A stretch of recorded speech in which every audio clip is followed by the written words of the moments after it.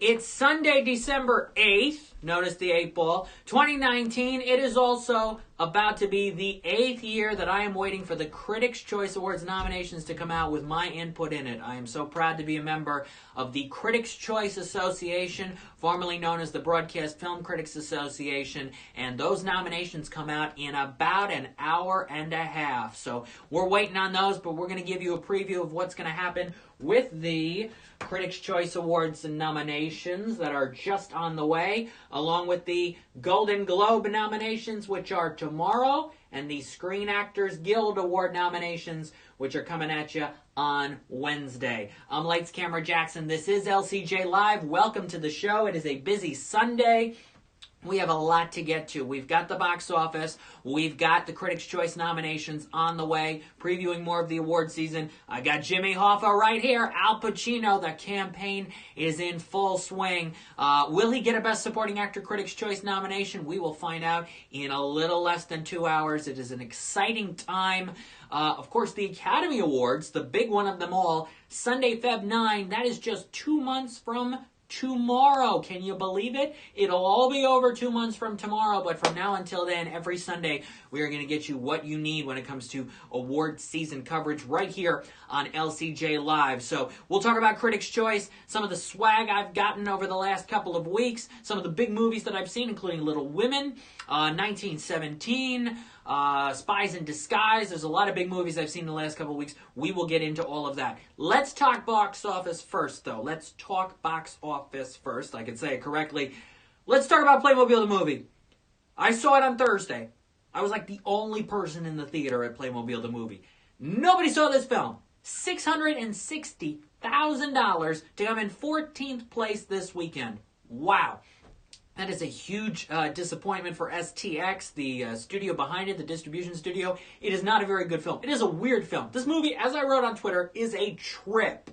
It starts out as a live-action brother-sister musical, and then they go into the animated world, and there continues to be more songs, and Adam Lambert shows up as a villain Maximus, and Meghan Trainor shows up as a fairy godmother, and Jim Gaffigan is selling burritos out of a truck. I mean, it is bizarre. There's some stuff happening in this movie.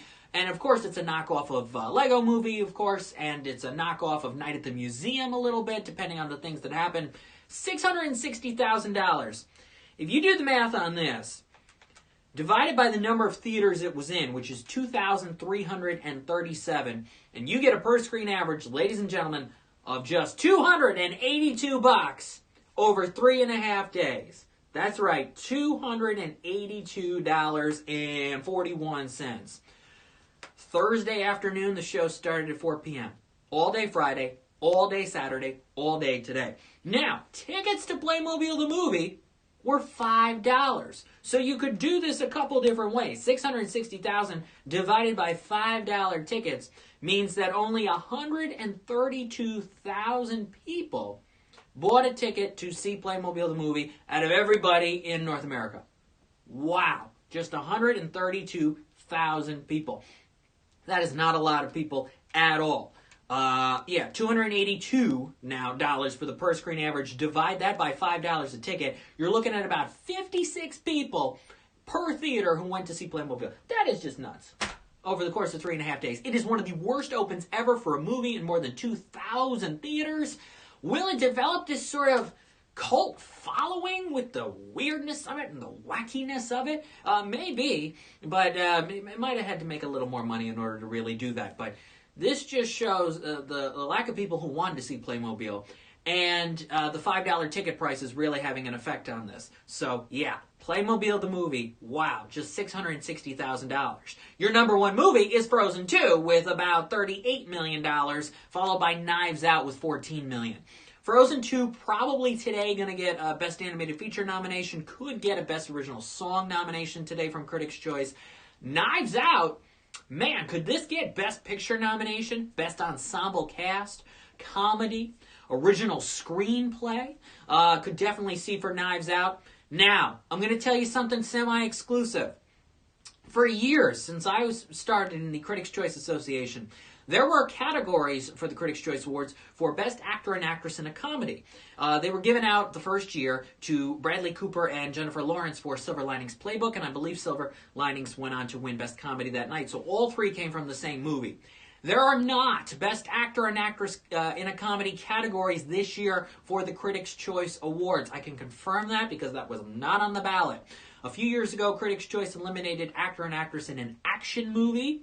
And this year they've eliminated Actor and Actress in a Comedy. So you will not be seeing those. Therefore, I decided to pick up the pieces and do Best Actor and Actress in a Comedy categories for the 2020 LCJ Movie Awards. And those nominations will be unveiled in early 2020.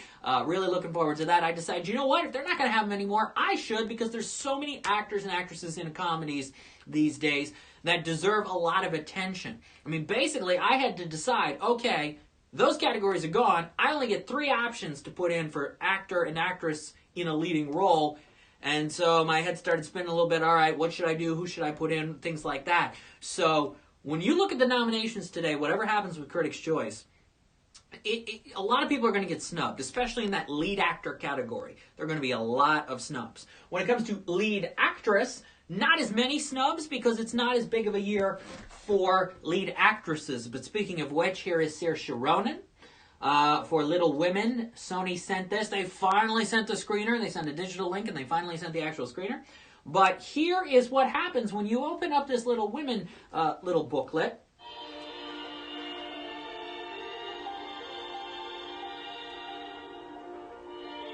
You can hear, hopefully you can hear, it's Alexandra Desplat's score. And to be quite honest with you, after watching Little Women, there's not much of an Alexandra Desplat score in Little Women because it's a lot of older pieces.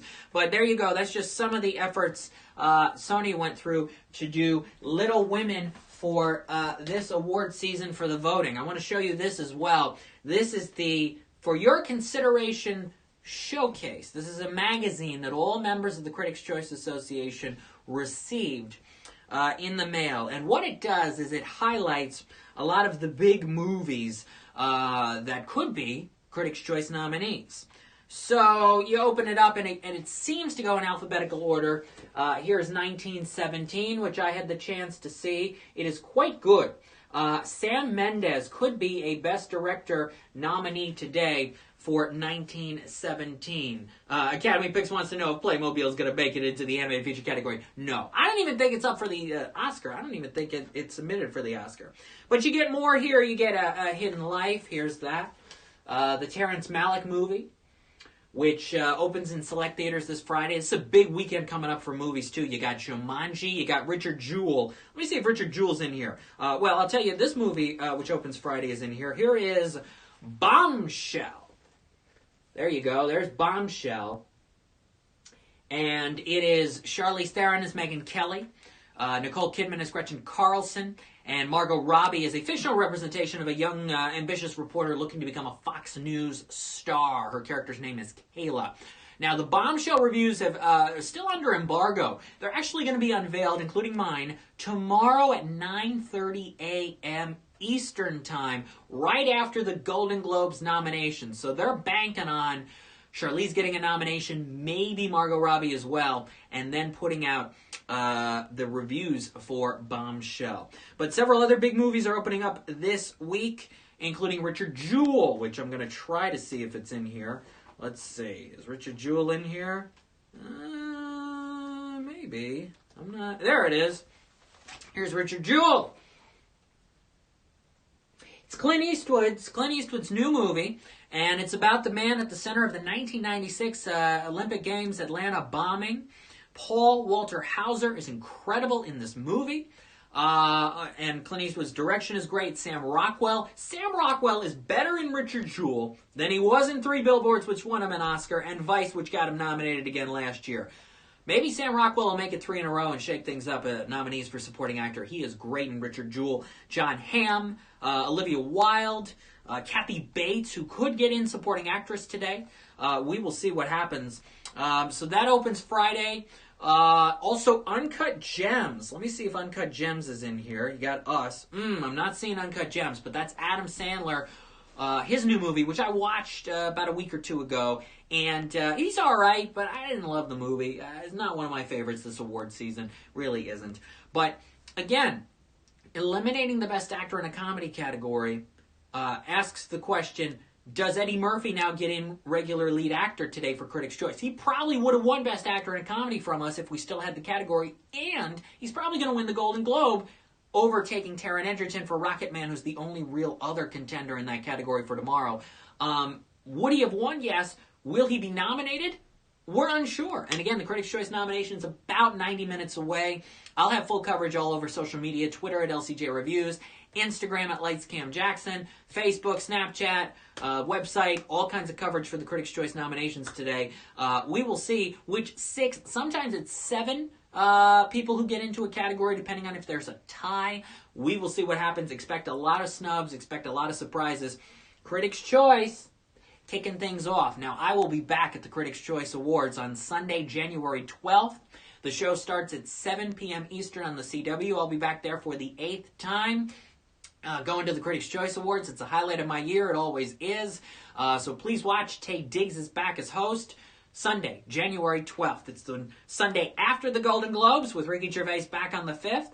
And the Sunday before the Screen Actors Guild Awards, which currently doesn't have a host as of right now. But that is Sunday the 19th. Then Feb 2, it's the BAFTAs with Graham Norton as host, and then the Oscars on Feb 9, which will probably not have a host again this year. Screen Actors Guild Awards nominations, by the way, come out on Wednesday at 10 a.m. Eastern, and you can watch the live announcement on TBS and TNT again at 10 a.m. Eastern on Wednesday. I vote for the Screen Actors Guild Awards as well. What usually happens is they'll announce the nominees on a day, so they're doing it this Wednesday, the 11th. And then usually about a week later on the 18th, they'll probably allow voting to be open. So I could vote, depending on who the nominees are, as soon as probably the next week. So looking forward to that as well. Marriage Story getting some heavy buzz online. I know, Bob Hall, I know, and I'm not a fan of Marriage Story. It's in this booklet too. Not a fan of Marriage Story, but Netflix, RogerEbert.com called it a masterpiece. I'm sorry, it is not. But here is Marriage Story. Again, this booklet is designed to inform everybody of what their choices can be when it comes to the nominees this year.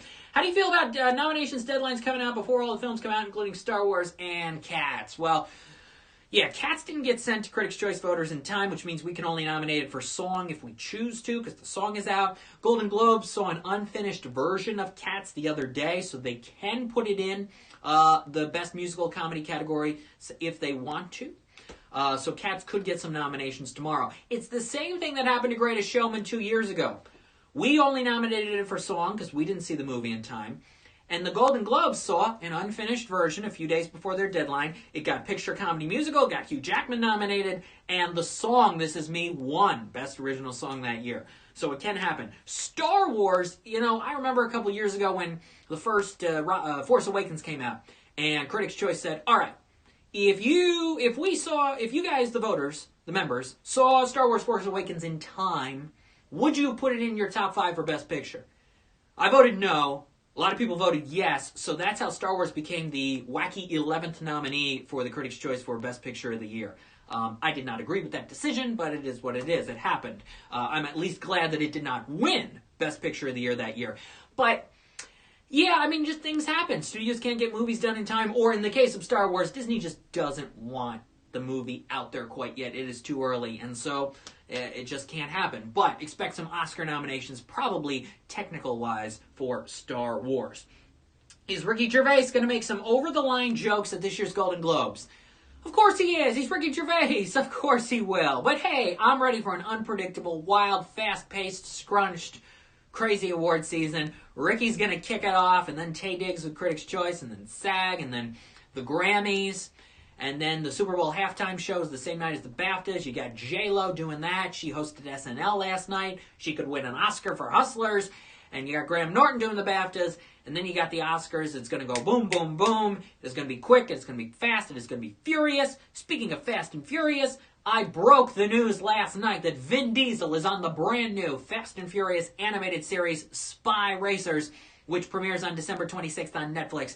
He is voicing a CG animated version of his character from the franchise, Dom Toretto. You want that exclusive image? You go to my Twitter at LCJ Reviews. Next Sunday, we'll be back here. We will talk about Jumanji box office and Richard Jewell as well. But also, I'm announcing this year's list of the 10 most fascinating people of 2019. Who's going to make the list? Who's going to be number one? I've had some interesting people lead the list in the past couple of years. We had Mr. Rogers last year. One year, OJ was the most fascinating person. One year, even Trump was the most fascinating person I put on the list the year before he was elected because he was getting into that full swing of things. It's just, these people have had crazy stories and their lives and the fascination surrounding them that some people understand and some people can't understand. Who's going to be number one this year? Find out next Sunday, 12 p.m. Eastern, right here on LCJ Live, my list of the 10 most fascinating people of 2019. It rounds out the decade, too. You know, who's making their mark right before the end of the decade. Can you believe it? We're almost to the end of this decade. I'm thinking about, favorite movies and performances of the decade and looking back. It has been quite a decade for film. Things like 3D have risen and fallen, and other trends have come and gone, and some things are here to stay. It has been quite a time, and about to end my 14th year as a professional film critic, entertainment reporter, analyst, and host. I've seen a lot happen over the last 14 years. So we will talk about it all. Remember, Critics' Choice nominations coming at you about 1:30 Eastern today. Golden Globes nominations about 8 a.m. tomorrow. Some of that will be on the Today Show. And SAG Awards nominations Wednesday, 10 a.m. Eastern, live on TBS and TNT. I'm LCJ. For more, go to the website, lights-camera-jackson.com. In the podcast section, brand new LCJ Q&A podcast episode with actor Tracy Letts from Ford v Ferrari and Little Women. We talk about those movies along with Christine, a fantastic film he did a couple years ago. Listen to that brand new LCJ Q&A, and I will see you next Sunday at 12 p.m. Eastern for more. Enjoy the big awards nominations week, everybody. I'm Lights Camera Jackson. Thanks for watching LCJ Live. Bye-bye.